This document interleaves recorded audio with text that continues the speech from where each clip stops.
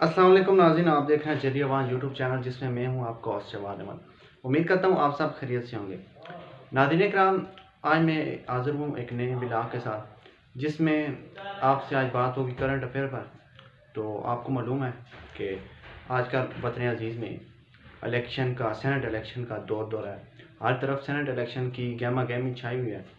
तो मैं चाहता हूं कि आप सब लोगों को, जो ख़ासकर जो मेरे व्यूवर्स हैं, जो मेरे सब्सक्राइबर हैं और जो मेरी तरह के मेरे दोस्त स्टूडेंट्स वगैरह हैं जो आजकल के स्टूडेंट हैं, तो उन्हें सेनेट के मतलब इतना कुछ नहीं मालूम होता। इसकी डिटेल, इसकी हिस्ट्री जो है वो उनको मालूम नहीं होती। तो मैंने सोचा कि आज आपको इसकी कुछ डिटेल बता देते हैं कि सेनेट का इलेक्शन जो है वो किन बुनियादों पर लड़ा जाता है, या इसका मकसद क्या है, इसके रूल्स क्या हैं।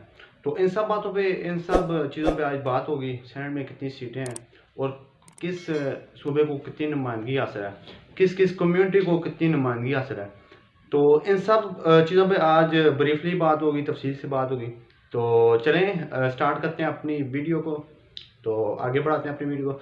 तो सबसे पहले आपको बताता चलो कि जो सेनेट होता है, बेसिकली मुल्क में दो जो होते हैं ना, दो ऐवान होते हैं। एक ऐवान बाला और एक नेशनल असम्बली होती है और एक सेनेट होता है जिसे ऐवान बाला भी कहा जाता है। तो चार सूबाई असम्बलियाँ हैं, जैसे कि आज सूबे की अपनी सूबाई असम्बली होती है, एक नेशनल असम्बली और एक सेनेट। तो सेनेट इसलिए भी बहुत अहमियत का हामिल है ये इलेक्शन, ये ऐवान, कि जितनी भी कानून साजी होती है ज़्यादातर वो सेनेट से ही पास होती है। तो इस वजह से वो कानून पास हो सकता है, वरना नहीं हो सकता। अगर असम्बली, कौमी असम्बली उस किसी कानून को पास करती भी है तो वो सेनेट में जाके रिजेक्ट हो जाए तो वो पास नहीं होता, वो रिजेक्ट ही समझा जाता है। तो इस पर तफसीली बात करते हैं। सबसे पहले देख लेते हैं कि सेनेट की कुल नशिस्तें कितनी हैं और किस किस सूबे को कितनी कितनी नशिस्तें दी गई हैं। तो सबसे पहले आप सेनेट को समझें कि इस हमारे पास एक नेशनल असम्बली थी, तो हमें ज़रूरत किस की चीज़ की पड़ी कि हमने सेनेट को मतलब मुतारफ़ कराया, या जमहूरियत में सेनेट को क्यों मुतारफ़ कराया। तो देखिए, नेशनल असम्बली होती है उसमें आबादी के तनासब के हिसाब से हर सूबे को सीटें दी जाती हैं, या हर ज़िले को या डिवीज़न को। जैसे आप देख लें, पंजाब की सीटें ज़्यादा होती हैं नेशनल असम्बली में, और सिंध की उससे कम होंगी, केपी की उससे कम, और फिर सबसे ज़्यादा कम बलूचिस्तान की होंगी, क्योंकि ये आबादी के तनासब से होता है। लेकिन सेनेट में ऐसा कुछ नहीं है। सेनेट में आबादी का तनासब नहीं देखा जाता। सेनेट का मकसद ही ये है कि हर सूबे को इक्वलिटी की बिना पर, मतलब इक्वल राइट्स दिए जाएँ, इक्वल सीटें दी जाएँ। तो इसमें सबसे पहले जो सेनेट की सीटों की तादाद है वो 104 है, मतलब 104 टोटल सीट्स ऑफ सेनेट होती हैं। सेनेट की जो अरमान बाला होता है उसकी टोटल जो सीट्स होती हैं वो 104 होती हैं, ठीक है। तो अब 104 ये किस तरह पूरी होती हैं ये मैं आपको भी बताता हूँ कि सबसे पहले जो होता है, और 4 सूबे हैं हमारे मुल्क में, 4 सूबे हैं, आपको पता ही है। तो हर सूबे में जो आता है ना, 23 सीटें उसे दी जाती हैं, ठीक है। हर सूबे के 23 सीटें हो जाती हैं। तो 23 सीटें अगर ये काउंट की जाएँ तो ये कुछ बन जाती हैं 92 ये सीटें बन जाती हैं। 23 के हिसाब से आप 4 से मल्टीप्लाई करके देख लें। तो हर सूबे की जो सीटें बनती हैं वो 92 होती हैं। उसके बाद फेडरली गवर्नमेंट, मतलब इस्लामाबाद की सीटें आ जाती हैं। तो इस्लामाबाद की सीटों की तादाद 4 है, ठीक है जी। ये होगी 96। तो इसके बाद फाटा आ जाता है जो कि कबायली अजला है, आपको पता है। अभी तो वो खैबर पख्तूनख्वा में इल्ज़ाम हो गए हैं, लेकिन अभी भी उनकी सीटें मौजूद हैं। उनको उतना ही आकाश है जितना वो पहले था। अब उनकी 8 सीटें होती हैं। तो ये टोटल बन गई 104, टोटल 104 हो गई। तो ये अब किस तरह डिवाइड होती हैं ये मैं आपको अभी समझा देता हूँ, ताकि आपको कन्फ्यूजन ना कोई भी हो। सबसे पहले होती हैं जनरल सीट, मतलब किसी भी सूबे की 23 सीटें हैं, वो किस तरह पूरी होती हैं। तो सबसे पहले जनरल सीट है। तो जनरल सीट हर सूबे की 14 होती हैं, मतलब 14 जनरल सीट होंगी। उसके बाद आ जाते हैं टेक्नोक्रेट्स और उलमा की सीट और टेक्नोक्रेट। ये आपको मालूम होगा कि उलमा या टेक्नोक्रेट्स क्या होते हैं। अगर नहीं मालूम तो इस पर मैं बाद में एक वीडियो बना दूंगा। अभी तो इस पर अब बहस करने लगूँ तो काफ़ी लंबी वीडियो हो जाएगी। तो 4 सीटें उलमा और टेक्नोक्रेट्स की होती हैं। आप इनमें टेक्नोक्रेट्स, एक चीज़ मैं आपको बता देता हूँ कि ये टेक्नोक्रेट्स सियासतदान नहीं होते, बल्कि ये इंजीनियर या डॉक्टर वगैरह कोई होते हैं, तो ये टेक्निकल माहिरीन आप इन्हें समझ लें, ये होते हैं। तो उसके बाद 4 जो सीटें होती हैं वो होती हैं औरतों की, ख़वातीन की। 4 सीटें ख़वातीन की होगी, 4 टेक्नोक्रेट्स की होगी और 14 सीटें जनरल होगी, मतलब उस पर कोई सियासतदान वगैरह खड़े होंगे। तो औरतें भी वैसे सियासतदान ही होती हैं, वो उनकी मखसूस नशिस्तें होती हैं जो 4 होती हैं। वैसे दूसरी नशिस्तों पे भी औरतें खड़ी हो सकती हैं, कोई प्रॉब्लम नहीं। तो ये टोटल हो गई 22। तो एक जो नशिस्त होती है वो नॉन मुस्लिम की होती है, मतलब ये सूबों की मैं बात कर रहा हूँ। तो चारों सूबों में ऐसा ही होगा, क्योंकि इक्वली सेनेट का रूल ही ये है कि सब कुछ जो है ना, इक्वली सबको राइट्स मिले, सबको इक्वली नुमाइंदगी का हक दिया जाए। सेनेट इसलिए वो मुतारफ़ कराएगा जमहूरियत में। तो ये आपकी 23 सीटें पूरी हो गई। फिर एक बार मैं आपको बताता हूँ, सबसे पहले 14 सीटें जो होगी वो जनरल हो गई, जनरल सीटें जिस पे आप सियासतदानों को खड़ा करते हैं, ठीक है। उसके बाद 4 सीटें टेक्नोक्रेट्स या उलमाए किराम की होंगी, ठीक है। उसके बाद 4 सीटें जो है वो वुमेन होगी, मतलब औरतों की 4 सीटें। और उसके बाद एक जो सीट है वो कम्युनिटी, मतलब उस पर कोई हिंदू खड़ा हो सकता है, नॉन मुस्लिम की वो मखसूस नशिस्त है, उस पर कोई नॉन मुस्लिम ही खड़ा हो सकता है।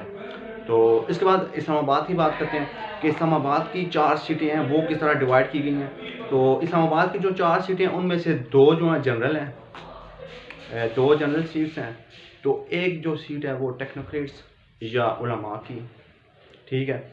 और उसके बाद एक सीट जो है वो वुमेन है, मतलब औरतों की सीट, वो सिर्फ एक है इस्लामाबाद में।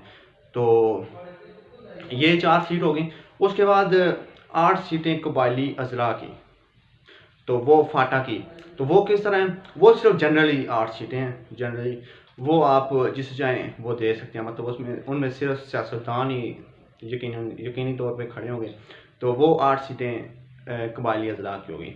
तो अब इन पे इलेक्शन किस तरह होता है, ये सारा मतलब क्या सीन है, इस पे किस तरह इलेक्शन होता है, तो ये बात भी मैं आपको समझा दूं कि वैसे तो आपको पता होगा कि जो जनरल इलेक्शन होते हैं कौमी असम्बली के या सूबाई असम्बलियों के, तो वो अवाम वोट देती है, ठीक है, हर बंदे को, हर नुमाइंदे को।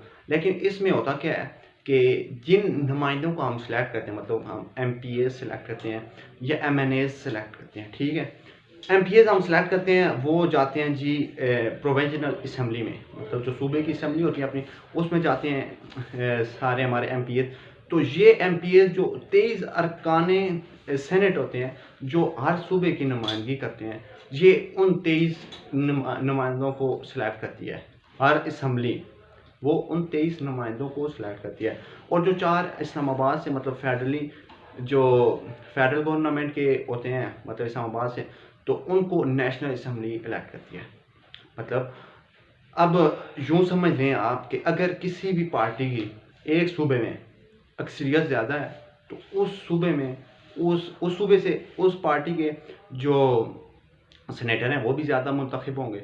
अब इन बुनियादों पर देखा जाए तो फिर PTI यकीनन ये वाला सेनेट इलेक्शन जीत जाती है, क्योंकि उसकी KP में भी 65+ सीट्स हैं और पंजाब में भी तकरीबन 180 के करीब सीट्स हैं। और अगर फेडरली मतलब इस्लामाबाद की बात की जाए तो तहरीक इंसाफ इधर भी जीती हुई नज़र आ रही है, क्योंकि तहरीक इंसाफ के पास 177 वोट्स मौजूद हैं नेशनल असम्बली में।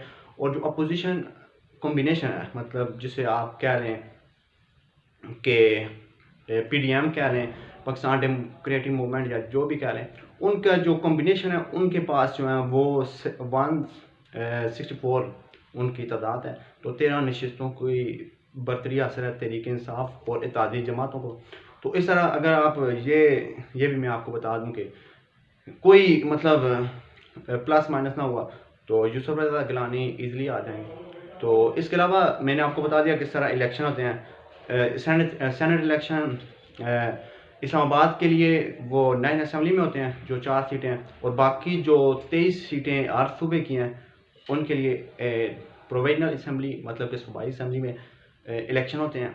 तो ये सब कुछ डिटेल थी। अब थोड़ा सा हिस्ट्री की तरफ चले जाते हैं कि ये सेनेट इलेक्शन किस आर्टिकल के तहत होते हैं। तो ये आर्टिकल 59 कॉन्स्टिट्यूशन के आर्टिकल 59 के तहत ये इलेक्शन होते हैं।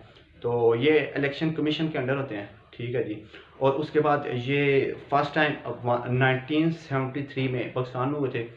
तो उससे ये स्टार्ट हुए। पहले 45 हुआ करते थे हमारे सेनेटर, उसके बाद ये कुछ तादाद बढ़ी 1989 में।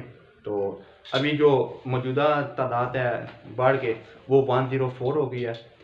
तो ये किस तरह इलेक्ट होते हैं। और फिर थोड़ी सी हिस्ट्री और भी बता दूँ। हमारे साहबका मतलब अभी तो वो चेयरमैन है, चेयरमैन सेनेट हैं जी सादक सजरानी साहब। और जो डिप्टी चेयरमैन सेनेट हैं वो सलीम मांडवी वाला है, पीपल पार्टी है।